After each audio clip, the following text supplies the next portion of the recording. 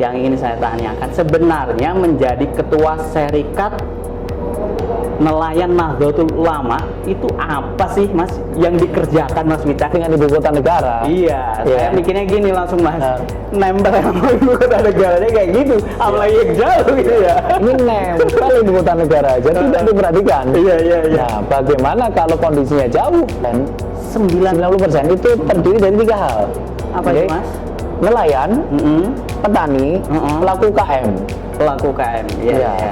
Dan ini saya tanya ke sampean, ini selalu jadi objek atau jadi subjek? Nah, itu. Ya kan? Mula-mula semua berawal dari mimpi. Bangsa ini merdeka juga berawal dari mimpi. Bung Karno, sang founding father bangsa ini pernah berpesan, mimpilah setinggi langit. Jika kamu jatuh, maka akan jatuh di antara bintang-bintang.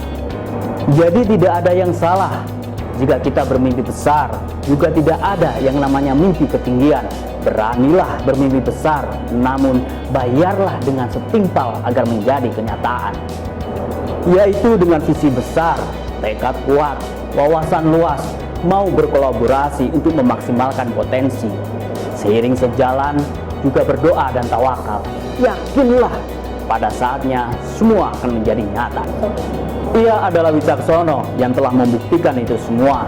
Di usianya yang sangat muda telah berhasil mewujudkan sejumlah mimpi besarnya. Bahkan turut urun gagasan, terjun lapangan, membangun bangsa melalui jalur bidangnya sebagai seorang pengusaha. Saya Rohmat Widodo akan memandu Anda sejam ke depan untuk berbincang dengannya tentang mimpi besarnya untuk membangun bangsa dan langkah-langkah strategisnya untuk merealisasikan itu semua. Hingga bisa kita petik inspirasinya dan memantik kita untuk bergerak dan berkolaborasi bersama-sama dalam membangun bangsa.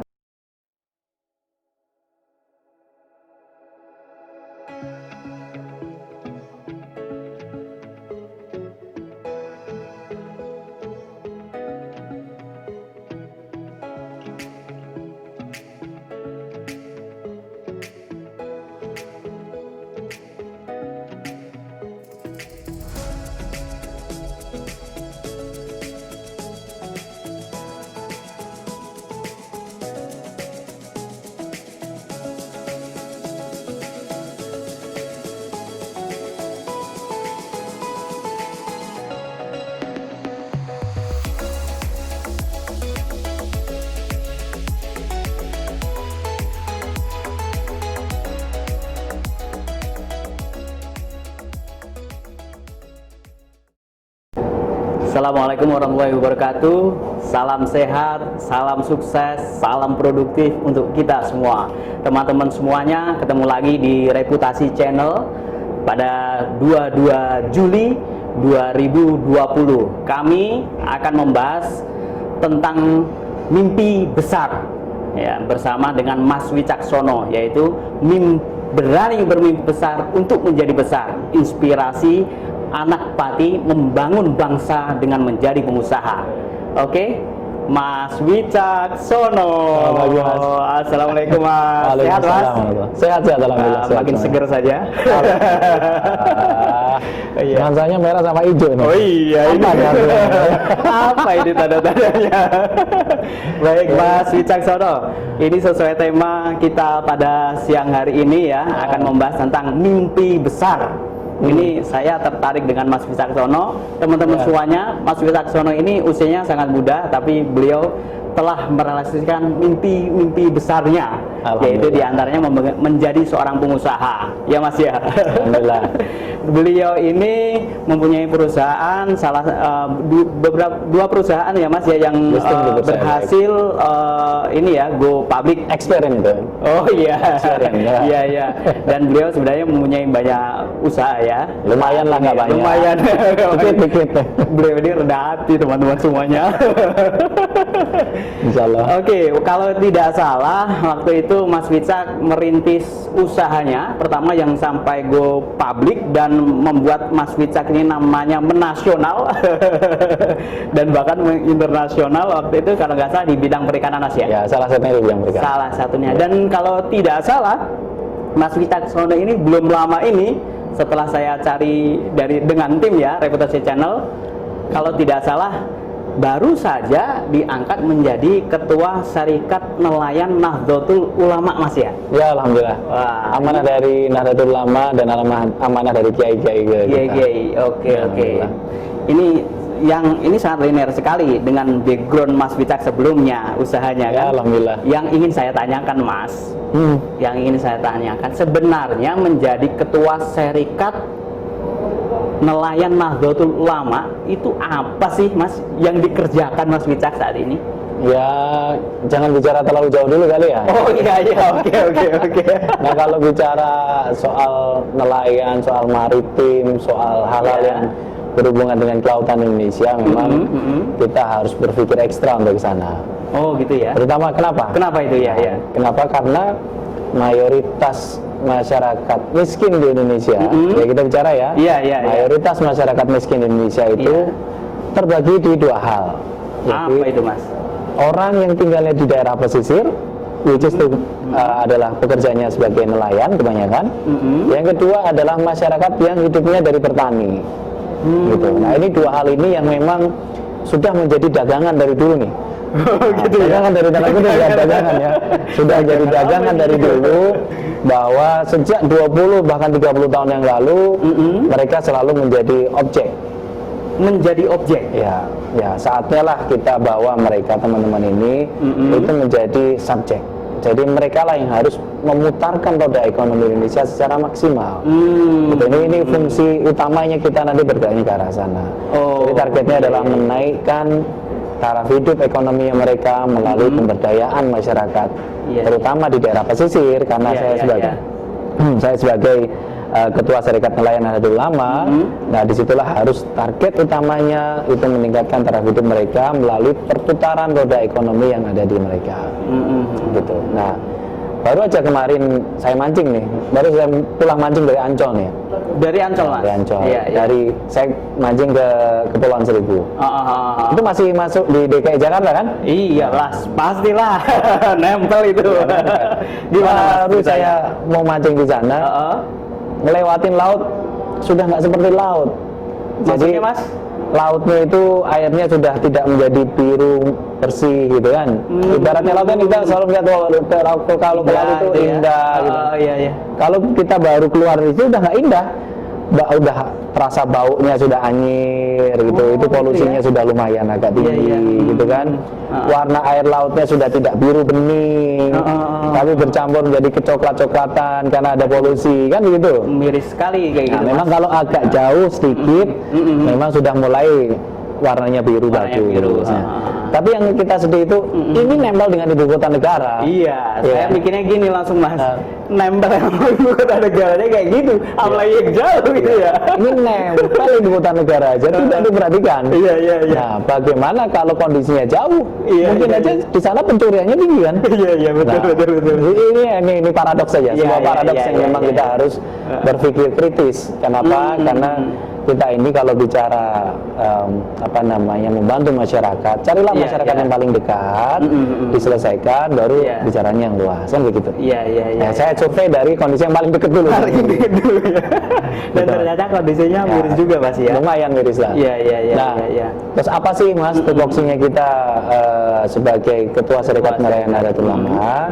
Sekali lagi kami mendapatkan amanah dari pengurus besar Nahdlatul Ulama. Di dalamnya adalah kiai-kiai. Nah, itu adalah guru-guru kami semuanya. Nah, beliau-beliau ini memberikan amanah ke kita bahwa kita harus bisa menggerakkan roda ekonomi di dalam masyarakat pesisir kami. Nah, gitu ya. Karena warga Nahdien itu jumlahnya 110 juta yang sudah terregister di kita. Iya. Oke. Belum yang hanya soal amaliyahnya. Iya, itu dia. Kalau bicara amaliyah, iya. sampean yasinan nggak? Yasin. Iya. Sampean tahlilan nggak? Kalau ada yang ingat. Kalau bicara yasinan dan tahlilan, itu quote unquote itu adalah warga Nahdien secara amaliyahnya. Betul, mungkin nggak 110 juta lagi, mungkin 200 juta masyarakat Indonesia. Iya, bisa jadi. Karena mayoritas kan begitu kan? Iya, betul. Nah, kalau bicara yang terregister di kami, itu ada 110 juta. Nah, 110 juta ini mereka yang menjadi apa namanya membersnya kita Iya, iya. dari warga Nadien ini, boleh dibilang kategorinya itu 90%. 90% itu terdiri dari 3 hal. Apa Oke? itu, Mas? Nelayan, petani, pelaku UKM. Pelaku UKM. Iya, Ya. iya. Dan ini saya tanya ke sampean, ini selalu jadi objek atau jadi subjek? Nah, itu. Nah, ya kan? Ini jadi objek atau jadi Objek, subjek? iya. Ini selalu jadi objek ini selalu. Iya, iya, iya, Kalau iya. ada hal yang dibutuhkan selalu menjadi objek. Objek. Nah, tapi tidak pernah melibatkan untuk menjadi subjek. Subjek. Subjek itu apa? Itu pemberdayaan masyarakat ini, itu biar mereka taraf hidupnya naik. Naik, ya. Nah, inilah tupoksi kami yang utama adalah pemberdayaan masyarakat pesisir, Pesisir. itu menaikkan levelnya mereka secara ekonomi. Nah, janganlah bicara, wah harus jadi orang kaya, enggak lah. Iya, Itu iya. terlalu berat, itu tugas negara nanti. Oh, iya, Tapi iya, meningkatkan taraf hidupnya mereka, dari mungkin yang pendapatannya sebulan cuman 3 juta, itu Iya, naik iya, menjadi iya. 4 juta. Iya, iya, Biar iya, taraf iya. hidupnya mereka naik dulu. Mungkin dari tingkat pendidikannya mereka yang rata-rata mungkin, Iya. saya juga belum survei detail ya, mungkin iya. tingkat kelulusannya mungkin SMP, gitu. Kita naikkan menjadi SMA, atau kalau perlu Iya. 60 atau 70% harus kuliah, kan itu. Nah, ini adalah tupoksi intinya dari mereka, Intinya, ya. dari yang kita emban gitu. Inilah yang harus pelan-pelan sebuah wacana dari semua stakeholder. Jadi kita bicara ini bukan tugas kami sendiri. Iya, iya, iya. Ini adalah kerja stakeholder. Siapa stakeholdernya? Iya, iya. Kami sebagai ormas yang terbesar di Indonesia. Iya, iya, Terus iya. kemudian negara sebagai pemangku kebijakan. Iya. Terus kemudian pemerintah daerah sebagai pemangku kebijakan di daerahnya. Iya, iya. Ketiga keempat pelaku ekonominya. Pelaku tuh. Pelaku ekonominya siapa? Ya orang-orang yang di sekitar situ. Nah, inilah yang harus kita sinkronisasi bersama. Nah, ini tupoksi utamanya. Itu boksi utamanya. Dan Mas ada program khusus untuk itu berarti, Mas ya? Oh, harus ada. Itu Iya, harus iya, ya. Insya Allah sih iya, harus iya. ada. Iya, iya, iya. Ya, kita akan sinkronisasi dengan beberapa stakeholder yang lain, Iya. misalkan dengan pemerintah apa namanya pusat gitu Iya, nanti. iya, iya. Nah, rencana kita akan ada agreement dengan salah satu kementerian. Kita belum final, jadi belum bisa kita diskusi di sini. Iya, Kita iya, bicara iya. nelayan kita ini itu banyak yang tidak awareness dengan keselamatannya mereka sendiri, Mas. Jadi tingkat keselamatan nelayan kita ini juga masih mengkhawatirkan. Mereka tidak menyediakan pelampung, Iya, karena iya, mereka jago berenang. Iya, iya, Ya kan, iya, gitu. iya, betul. Nah, mereka tidak kurang memperlihatkan keselamatannya mereka, baik itu kapal yang besar harus punya skocinya, terus harus punya infrastruktur yang lain untuk Iya, keselamatannya iya, mereka. iya. Dan itu masih menjadi problem, Mas ya? Ya, alhasil apa kalau sekali kecelakaan banyak meninggal, kan itu. Nah, ini ada salah satu kementerian yang akan fokus dengan kita Iya, iya. untuk bicara keselamatan di dalam laut oleh nelayan-nelayan kita. Itu salah satunya. Iya, iya. Nah, kalau kementerian yang lain ya monggo kita tunggu responnya teman-teman kan. Iya, iya, iya. Semoga publikasi dengan reputasi ini membawa efek juga. Siap, siap. Kalau nggak ada membawa efek ngapain kita Iya. hari ini kan? Ini Iya. udah jaminan reputasi ini. Iya. Ini jaminan reputasi. Jaminan kita. Ya. Dan ini Mas, bisa tadi kan sebenarnya udah disinggung ya terkait tantangan ya dan Iya. persoalan para nelayan di antaranya tadi disebutkan. Ini kan tadi belum tersinkronasi dengan tantangan. Ini kan nelayan ini ada dua bisa dikatakan gitu kan, nelayan tradisional dan juga nelayan Modern. Nah, mungkin secara global gitu kan, di sini apakah ada menyangkut terkait itu juga? Mungkin Iya. gambarannya seperti apa sih? Mas Wicak kan pelaku juga gitu kan di bisnisnya dan sebagainya. Tantangannya sebenarnya apa sih? Terkaitan mungkin juga dengan untuk ke pemerintah juga kebijakan mungkin. Oke, Biar kalau kita bicara mayoritas nelayan ya, Iya, iya, kita iya, bicara iya. nelayan yang mencari ikan di laut, itu ini kita bedain lagi ya. Di sini nelayan yang mencari ikan di laut itu adalah nelayan tangkap. Terus kemudian nelayan yang memelihara ikan di darat itu adalah nelayan atau petani aquacultur, kan gitu. Kita Iya, harus iya, pisahkan. iya, Kita- iya, iya, Kalau bicaranya begitu berarti adalah nelayan yang tangkap. tangkap. Oke. Iya, iya. Menggunakan alat tradisional Iya. atau menggunakan alat modern. Alat modern. Nah. Kalau kita bicara mayoritas nelayan tangkap kita, itu mayoritas mereka menggunakan alat-alat yang tradisional. Tradisional. Dengan kapal-kapal dengan mayoritas di bawah 15 GT. Nah, dengan 15 GT ini kebanyakan mereka Iya. masih menggunakan alat-alat yang alat tangkap tradisional. Iya. Oke. Tapi mereka masih menghasilkan bagus, Mas. Iya. Kalau di average mungkin hasilnya juga masih bagus, tapi tidak sebagus kalau menggunakan teknologi. Oke, kalau menggunakan teknologi dengan kapal ukurannya lebih besar, dengan menggunakan teknologi tangkap yang lebih baik, terutama yang tanda kutip adalah yang ramah lingkungan. Wajib ya ramah lingkungan ya. Wajib. Jangan sampai nanti tidak ramah lingkungan dipakai di sini juga rusak laut kita. Oke. Nah, yang ramah lingkungan ini itu harusnya terjadilah sinkronisasi antara nelayan tangkap tradisional dengan nelayan tangkap yang modern. Oke. Kalau bicara yang tradisional, misalkan saya punya kapal di bawah 10 GT, berarti kan modalnya utamanya untuk dia melaut itu 1 hari sampai 3 hari, itu apa kita lihat? Solar. Oke. Perbekalan makanan sedikit karena dia kan tidak lama di tengah laut. Bisa semalam, bisa 2 malam, bisa 3 malam. Oke. Nah, kedua itu. Yang ketiga modalnya apa? Itu adalah es batu dan garam sebagai penyimpan ikannya dia. Oke. Berarti kalau ada kekurangan 3 hal ini, dari mana nih biasanya? Problematikanya adalah tidak ada es batunya, pabrik es batunya nggak ada. Gitu. Nah, padahal kalau bicara dengan quality, itu nelayan yang menggunakan teknologi dengan kapal yang lumayan lebih besar, misalkan di atas 50 GT, di atas 100 GT, itu kan mereka sudah pakai frozen on board. Apa itu frozen on board? Frozen on board itu nangkap ikan, ikannya langsung dibekukan di dalam kapal, ditaruh di storage di dalam kapal. Jadi nyampe di pinggir ikannya masih fresh. Nah, itu yang laku diolah, baik itu dijual ke restoran maupun diekspor. Nah, kalau teman-teman yang nelayan yang pakai alat tangkap tradisional, kapalnya masih kapal cukung yang kecil-kecil gitu kan. Nah, itu biasanya sampai ke darat kualitasnya sih masih bagus, tapi jauh lebih bagus kalau yang di frozen on board. Pemikiran ini yang harus simultan juga pemerintah harus memikirkan. Nah, kita harus mengakomodir nelayan-nelayan kecil kita ini untuk menjadi lebih taraf hidupnya naik. Nah, bagaimana caranya? Apakah merubah kapalnya dengan menjadi kelompok-kelompok nelayan, gitu kan? Ataukah juga nanti menggunakan infrastruktur tambahan? Oke, tidak ada es batu, gitu. Tidak perlu ada pabrik es batu. Ternyata kita bisa ciptakan alat, ini alat ciptaannya anak ITB ini, Mas. Saya alumni Undip, tapi ini ciptaannya anak ITB. Oh gitu ya.